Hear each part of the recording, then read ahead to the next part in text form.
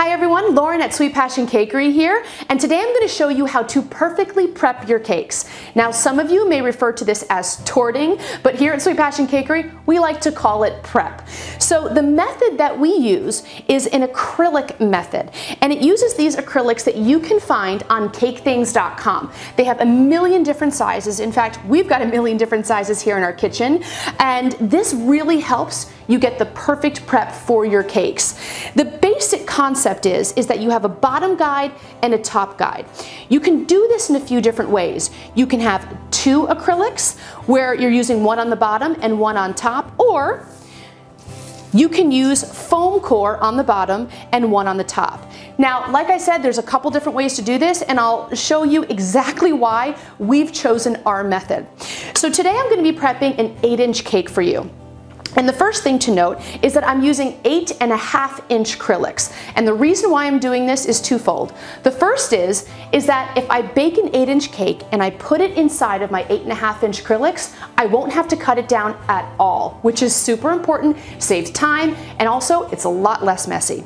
The next reason is because an 8.5-inch acrylic will give me an entire 1/4-inch round of buttercream around my cake, which is great whether or not your cake stays buttercream, or perfect if you actually put fondant on it at the end. Okay, so once you have your acrylics, there's a few different ways you can go about doing this. The first is, if you've got one of these cardboard rounds, which most of us have in our kitchen, super cheap, easy to use. Now the thing about this is an 8-inch cardboard round, and if I were going to use this, I would take 2 of my acrylics, I would take some buttercream, put my cardboard round right in the center of it, and then I would stack my cake. I'd end up putting my top acrylic on, and I would prep my cake. Now, the downside about doing this is once you're finished, you're going to end up popping off your bottom acrylic, which is going to give you your cake with buttercream all over the bottom of it. Now, not the end of the world, but when you're working with fondant and you're done with all of your prep, you're working on it the next day, it's kind of a bummer to have buttercream all over the place. Also, it exposes that 1/4-inch end, which is fine, but we've noticed that as we handle the cake back and forth, that end can really kind of get messed up. So we didn't think that this was the best approach, but it's definitely something you could do. It's probably the cheapest approach because all you would need to have is 2 of your acrylics and you'd be good to go. You could use all your cardboard rounds that you probably already have in stock. So what we've done instead though, is we've eliminated the bottom plexi, the bottom acrylic, and in its place we put these foam core boards. You can also find them on cakethings.com. They're the My Thin boards. Super great as far as flexibility and stuff. It's not going to move at all. It's really, really secure for your cake, so your cake's not going to move. It's not as flimsy as a cardboard might be. And it has an absolutely perfectly smooth side. So this basically can serve as your bottom acrylic. So the way I would approach this is I'd have my 8.5-inch foam core board, I'd stack my cake on it, I'd put my top acrylic on, these 2 edges would match up perfectly. When I'm done, I pop my top acrylic off, and I've got my cake already on the foam core board. No buttercream, no extra overhang on the edge. These are more expensive obviously than the cardboard rounds, but they're still very affordable and for us, the best solution. So without any further ado, I'm gonna show you how I actually go through prepping a cake with our top acrylic and bottom foam core board. Okay, so here's some of the tools that you're going to need in order to prep your cake. The first is we use this Glad Press and Seal, and you're actually going to use it to put it on top of your acrylic, and I will show you how to do that. And you're going to be applying it with your vegetable shortening. So here we use Crisco. The next thing is a level. I mean, every cake decorator should have this. I don't know how you really know a cake is level unless you use a level. Then you have your spatula and this amazing scraper, which this is actually the cake head scraper made by Shauna McGreevy. It's an absolutely incredible tool, gets everything super sharp. Definitely recommend checking this out. And of course, you're going to need your piping bag with your tip and your buttercream. Here at Sweet Passion, we use Swiss meringue buttercream. It has a butter base, so it hardens up really well. Time to put our press and seal on our acrylic. So the first thing you want to do is take your vegetable shortening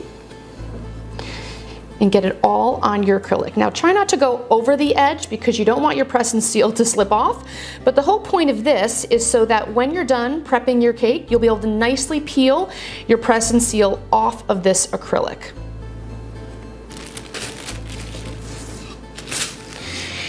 This is sticky side up, and you take your acrylic and you put your vegetable shortening side down.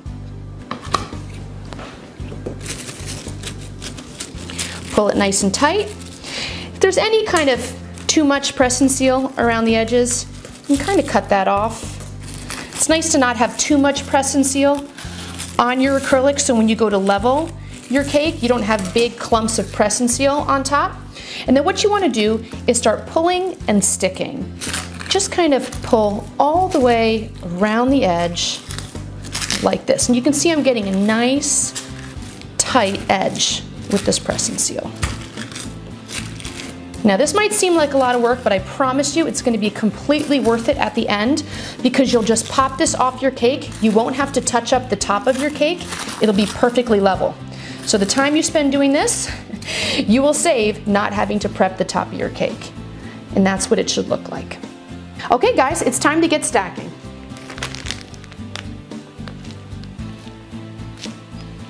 Buttercream on my foam core board. Make sure you give your foam core board a nice rinse too.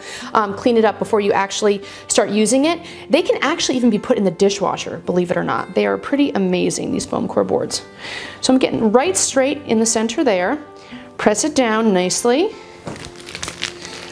A nice thick dam around to make sure you hold all of that filling in.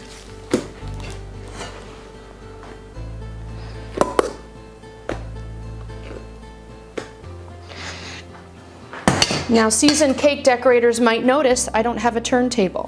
It's because I have found that turntables are not really level, and it's kind of difficult when you try to level your cakes and get these straight sides when you're working with an unlevel turntable. All right, so when you put your next layer on here, we like to use one of our extra kind of acrylics to just kind of evenly press down. You could actually use your acrylic that you have the press and seal on already, but I like to kind of keep that clean for the end, and I just use a different acrylic. Now of course here I come to level. Make sure that I'm level all around. It's important to level throughout the process so you're not shocked at the end and have a major wonk that you have to level out.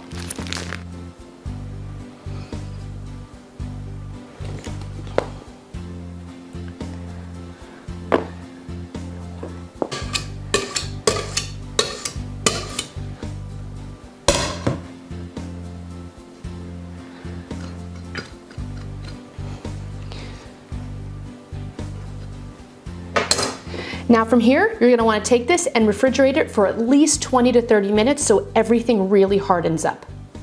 All right, now that this has had time to solidify in the fridge, we're gonna use our Swiss meringue buttercream, we're gonna use our covered plexi, and we're gonna go for it. So trust me, this is gonna seem a little haphazard along the way, but I promise you it will all work out in the end. So I'm gonna start by just adding some buttercream to the top of my plexi, and this is on the side that is exposed to the the plastic wrap. Doesn't really matter how even you are here, but taking this extra step to do this really does help with the top at the end too. So I'm just putting a bunch of it on here, and the reason why I'm putting on so much too is with leveling. When you level your cake, you'll have more buttercream that can kind of squish down to help get everything super level. Now that I've done that, we'll put a bunch of buttercream on your cake.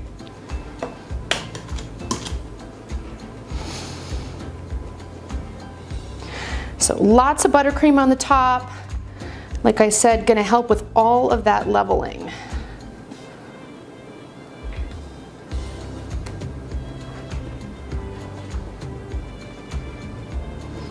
All right. Now you're gonna flip it over and put it right on the top of your cake. Don't squish it down quite yet because we've got to make sure that it's center. Using our cake head scraper, first thing I'm gonna do is just kind of make sure I'm even on the side.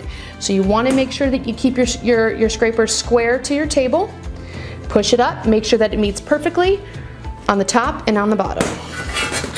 And I get a little OCD about this. I do it probably about 15 times just to make sure. Now, looks pretty straight to me. Now on the top, you're going to use your level again. And as you can see, I'm not quite level. So I'm just going to smush down. And that's where all that buttercream helps. And on this side, I'm going to smush down. Really secure. And the reason why I wanted to use my scraper first and get the sides set is because I didn't want this top plexi to be completely squished down before I had a chance to move it.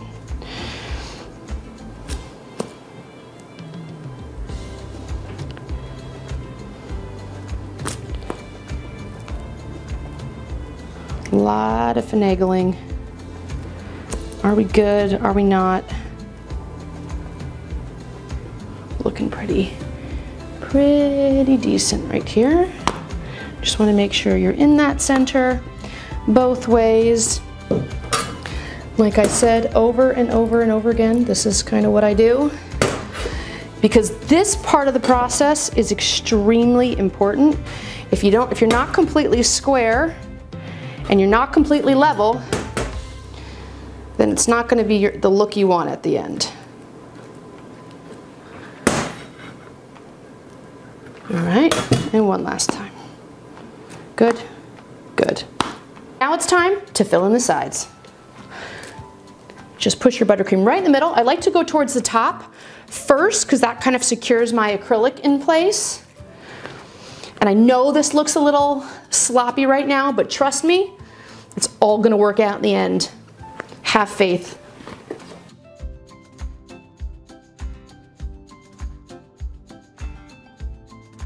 And now it's time to scrape.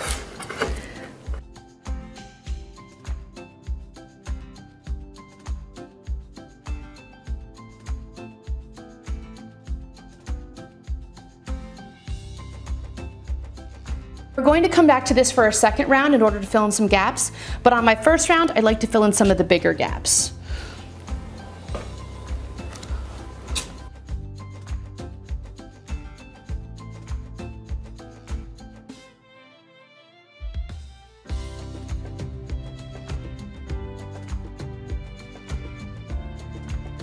Because a level cake is a happy cake, we do it again at the end. Still spot on. Perfect. Pulled this out of the fridge. It was in the fridge for about 20 to 30 minutes again to kind of get all of the buttercream solidified. Now, if you love your turntable, this would be a great time to put it on a turntable because we're pretty much staying where we're at level-wise. So a turntable is really not going to impact that, but I just keep going directly on our work table here because that's just what I prefer. So what you want to do now is you want to fill in all of these other little gaps. So this is kind of what we call our round 2. Now this should in theory be your last round. This should really get everything nice and smooth, get everything filled up. But if you feel like your cake needs a third round after that, stick it back in the fridge for a little while, pop it out for a third round.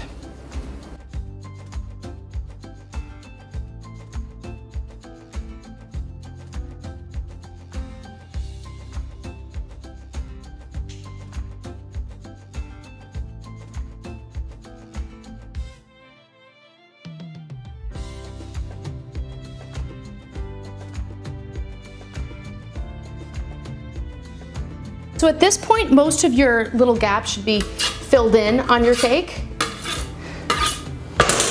But like I said, if you want another round, go for it. So at this point, after the second round, most of the little marks are all filled in. Now just a note, you're not going to want to level at this point. So all of your leveling happens in the very first round. If you try to push down or level or change something at this point, you're going to get cracks in your buttercream and they will never go away. All right, so moment of truth. I've let this sit in the fridge for about 30 minutes to an hour. Sometimes we actually even leave it overnight just to make sure that this top really has a chance to solidify so that when you pull off your acrylic top, you're not messing with any of the buttercream beneath it. So hopefully this was long enough for our little video here. So what you want to do is you just want to pull back the Glad top here, the saran top, to expose the edge of your plexi.